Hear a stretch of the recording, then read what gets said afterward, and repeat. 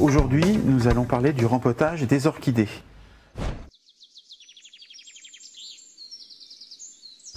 Comme toutes les plantes, en poussant, les orchidées vont faire de plus en plus de racines et ces racines vont finir par être à l'étroit dans leur peau. Et la deuxième raison, c'est que le substrat dans lequel l'orchidée est plantée va finir par se décomposer. La règle toute simple à retenir, c'est qu'on ne rempote jamais une orchidée quand elle est en fleur ou qu'elle va fleurir. Attendez simplement que votre orchidée soit fanée et là vous pourrez faire ce fameux rempotage. On va retirer le pot, tout doucement, voilà. Vous voyez qu'il y a un beau chignon de racines, donc il était temps de procéder à ce rempotage. Et on va enlever le substrat.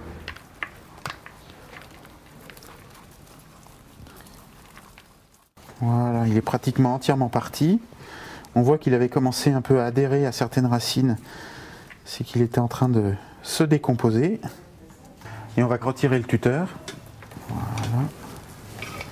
On le garde. Je vais enlever ces deux petites feuilles là qui sont vilaines, qui sont abîmées, pour pas que ça entraîne de maladies sur notre orchidée.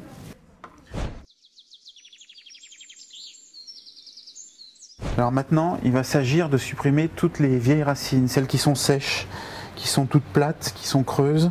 Et on va garder les belles racines un peu gonflées, un peu gorgées de sève encore. Je vais prendre le nouveau substrat que j'ai préparé. Pour préparer ce substrat, j'ai mélangé un peu de sphaigne du Chili, de l'écorce de pin, de la bille d'argile et du charbon de bois que j'ai émietté.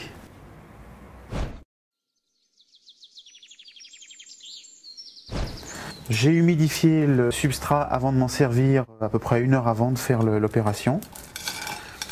Et je vais pouvoir rempoter l'orchidée. On commence par en mettre un petit peu au fond du pot. On va mettre les racines délicatement. On peut en laisser quelques-unes à l'extérieur du pot.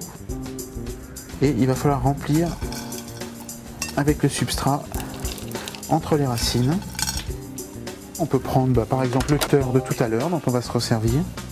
Et on pousse le substrat comme ça entre les racines. Je vais tasser un tout petit peu en tapotant un peu le pot comme ça. Voilà. Et pour finir, on va replacer le tuteur assez proche du centre. On le fait descendre jusqu'au fond du pot et on va le rattacher la tige dessus. Et pour terminer le rempotage, il ne nous reste plus qu'à arroser notre plante.